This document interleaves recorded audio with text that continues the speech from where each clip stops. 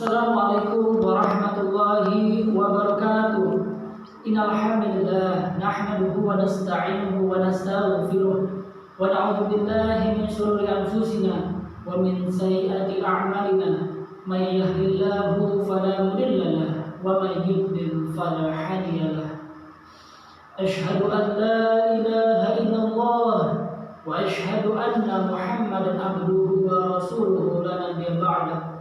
Rabbi shrah li sadri wa yassir li amri wahlul 'uqdatam min lisani yafqahu qawli. Segala puji bagi Allah, Tuhan semesta alam, yang telah melimpahkan kita berbagai macam nikmat, terutama nikmat sehat walafiat, nikmat panjang umur, nikmat iman, nikmat Islam, dan juga nikmat hidayah, sehingga kita semua bisa hadir di tempat ini dalam rangka menuntut ilmu. Salawat serta salam kita curahkan kepada baginda Nabi besar Muhammad sallallahu alaihi wasallam yang telah membawa kita dari zaman kegelapan hingga zaman yang terang benderang. Pertama-tama kakak mengucapkan terima kasih yang sebesar-besarnya karena kakak sudah diberi kesempatan untuk mengisi materi tentang akhlak. Semoga adik-adik yang berada di sini Allah ganti dengan balasan yang terbaik. Amin amin ya rabbal alamin. Adik-adikku yang berbahagia, kita sebagai manusia seharusnya memiliki sebuah harapan agar dicintai oleh Allah Subhanahu wa taala dan disenangi oleh manusia. Perkenalkan, nama kakak Ahmad Surya Putra, kakak dari Fakultas Agama Islam Universitas Muhammadiyah Profesor Dr. Hamka. Bagaimana cara kita untuk mencapai harapan tersebut? Caranya, kita harus memiliki akhlak yang baik atau akhlakul karimah. Sebelum kakak membahas lebih jauh tentang akhlakul karimah, kakak akan membahas sedikit tentang apa itu akhlak. Akhlak adalah perilaku atau tingkah laku kita, dan akhlak dibagi menjadi dua. Yang pertama akhlakul karimah, yang kedua akhlakul mazmumah. Apa itu akhlakul karimah? Akhlakul karimah adalah akhlak yang baik-baik, seperti menaati Allah Subhanahu wa taala, berbakti kepada kedua orang tua, dan kita pemaaf kepada orang lain. Lantas apakah akhlakul mazmumah? Yaitu akhlakul mazmumah adalah akhlak-akhlak yang tercela, seperti berbohong, dendam, mencuri, dan lain sebagainya. Di sini kakak akan mencoba membahas 3 akhlakul karimah, akhlak yang baik, yaitu mentaati Allah Subhanahu wa taala, yang kedua berbakti kepada kedua orang tua, yang ketiga adalah pemaaf. Sebentar kakak akan menulis dulu di papan tulis, oke?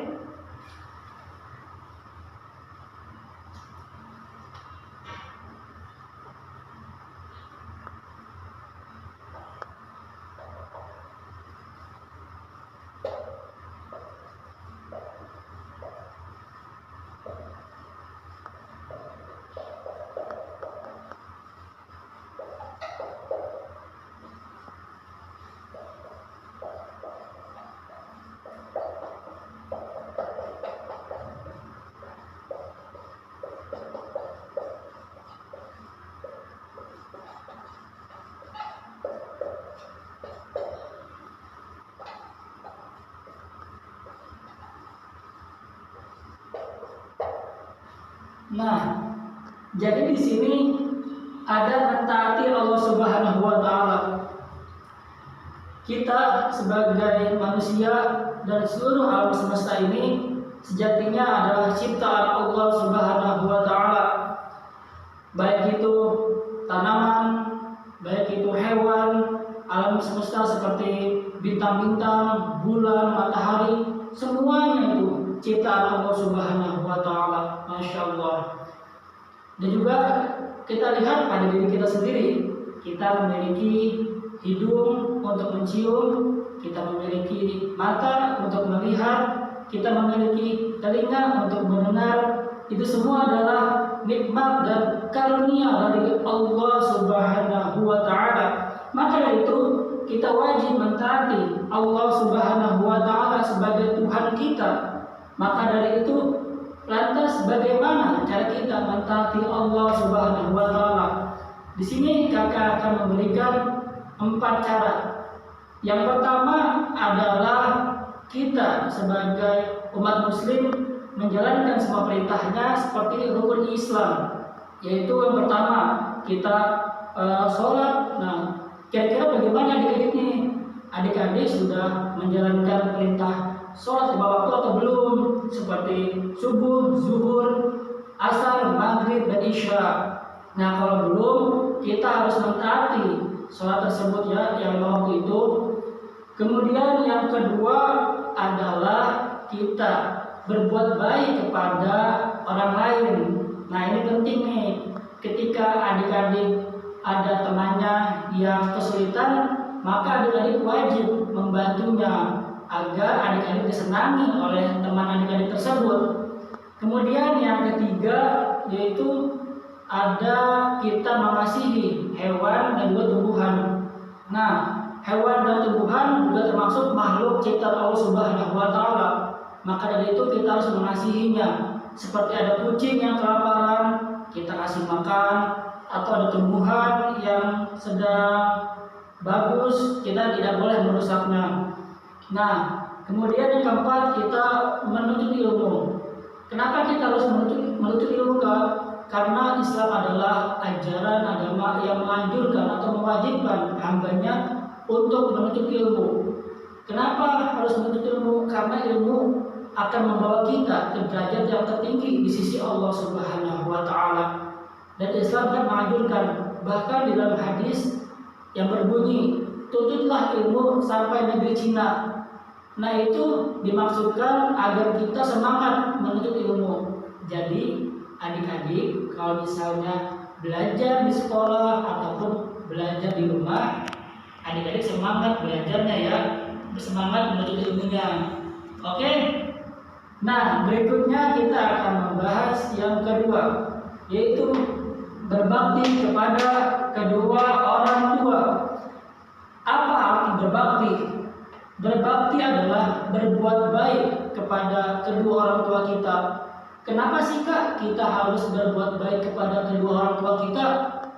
Karena orang tua kita seperti ibu kita yang sudah melahirkan kita dengan susah payah, dan juga orang tua kita yang telah membesarkan kita, kemudian yang mengurus kita. Nah, makanya kita wajib mentaati beliau dalam bentuk banyak bentuknya. Nanti kakak sebutin, yaitu kita istilahnya kita harus berterima kasih kepada kedua orang tua kita karena telah membesarkan kita. Lantas bagaimana Kak cara kita untuk berbakti kepada kedua orang tua? Nah, yang pertama nih kakak sebutin. Yang pertama kita harus membahagiakannya dan juga meringankan bebannya. Kalau misalnya bapak kalian sedang baru pulang kerja, nah kalian ketika ada waktu luang, kalian mencoba untuk memijitinya. Atau ketika ibu kalian ini sedang mencuci piring, nah kalian membantunya. Nah, itu akan meringankan beban orang tua dan juga akan membahagiakan orang tua kita. Kemudian yang kedua adalah jangan menyakiti hati orang tua.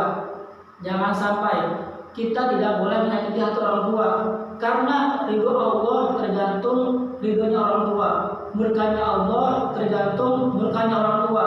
Jadi ketika orang tua marah, Allah pun juga marah. Maka dari itu kita harus memperhatikannya ya adik-adik. Kemudian yang ketiga adalah jangan melawan.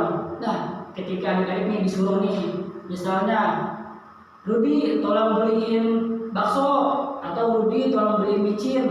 Nah, kalian sebagai anak harus menurut, jangan melawan, apalagi berkata-kata kasar ketika disuruh gitu. Kemudian yang keempat adalah kita sebagai anak harus mendoakan orang tua kita. Nah, semisal adik-adik sudah mendoakan habis sholat gitu ya, atau ada yang belum mendoakan ketika setelah sholat, nah kalian bisa ketika ingat orang tua kalian mendoakan, karena wajib hukumnya Mbak, sebagai anak kita mendoakan kedua orang tua kita. Tahu kan doanya seperti apa? Nah, doanya seperti ini.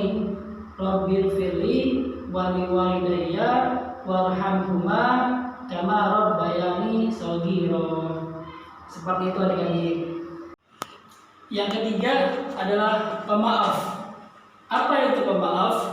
Pemaaf adalah ketika orang lain menyakiti kita, kemudian orang lain itu ada yang minta maaf atau tidak, nah kita wajib memaafkannya. Karena itu dicontoh oleh baginda Nabi besar Muhammad sallallahu alaihi wasallam. Beliau ketika dicaci maki, dihina, dituduh, beliau tidak dendam sama sekali. Beliau malah memaafkan orang yang memakinya atau yang mencacinya. Begitulah orang yang pemaaf. Kemudian juga ketika seseorang menjadi yang pemaaf, maka Allah akan meninggikan derajatnya di sisi Allah Subhanahu wa taala. Maka dari itu, tidak ada yang rugi ketika kita menjadi orang yang pemaaf. Jangan sampai kita menjadi orang yang pendendam.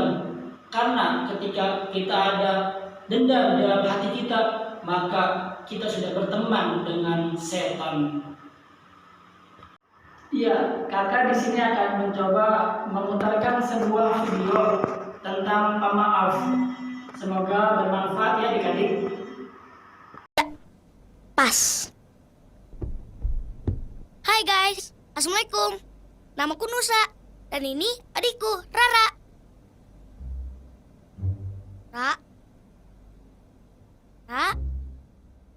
Rara. Ih, kamu di mana sih? Kan aku udah bilang jangan kemana-mana. Aku di sini. Hai, assalamualaikum. Aku namanya Rara. Umurku 5 tahun.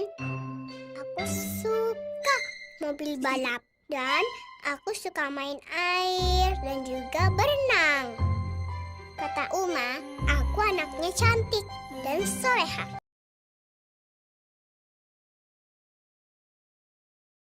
Assalamualaikum, Uma. Waalaikumsalam. Gimana ngajinya? Alhamdulillah, Nusa udah setor 1 surah. Masya Allah. Kalau gitu, Nusa sudah tambah hafalan ya? Rara juga, Uma. Oh, Rara juga. Udah hafal banyak hadis. Alhamdulillah. Rara hebat. Rara gitu loh.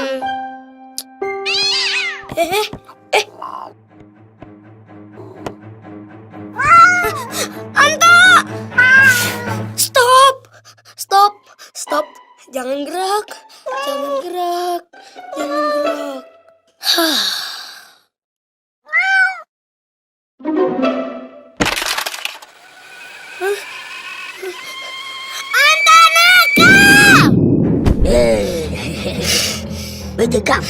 Bejekam.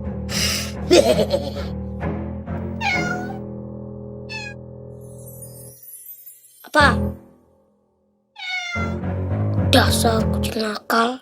Nusa, Anta juga kan gak sengaja. Mainan kesayangan Nusa kan rusak. Nakal.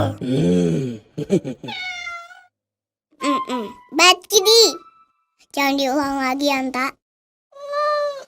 Kansa. Letak dok walakal jannah.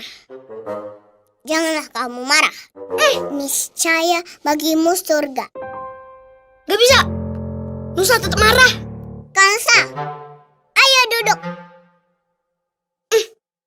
Gitu dong. Itu kan hadiah dari Abah. Roket langka tahu. Masih marah nih. Kan Nusa sekarang tiduran deh. Kamu ngapain sih? Nyuruh Nusa tidur? Masya Allah Nusa. Yang dibilang Rara itu hadis Rasul untuk menghindari amarah. Niat adikmu itu baik. Marah itu kan asalnya dari setan dan sangat tidak disukai Allah.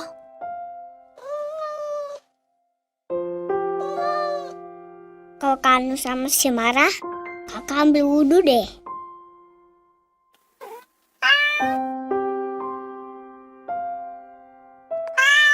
Astagfirullahaladzim. Iya, Nusa maafin deh. Nusa gak mau marah lagi.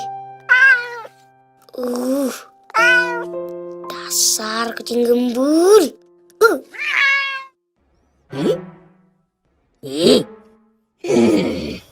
Dimban tidak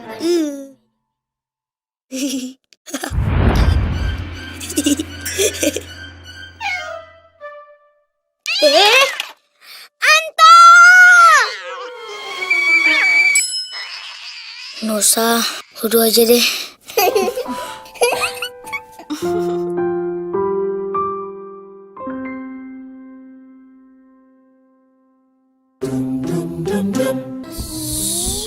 Udah ya guys, segitu dulu.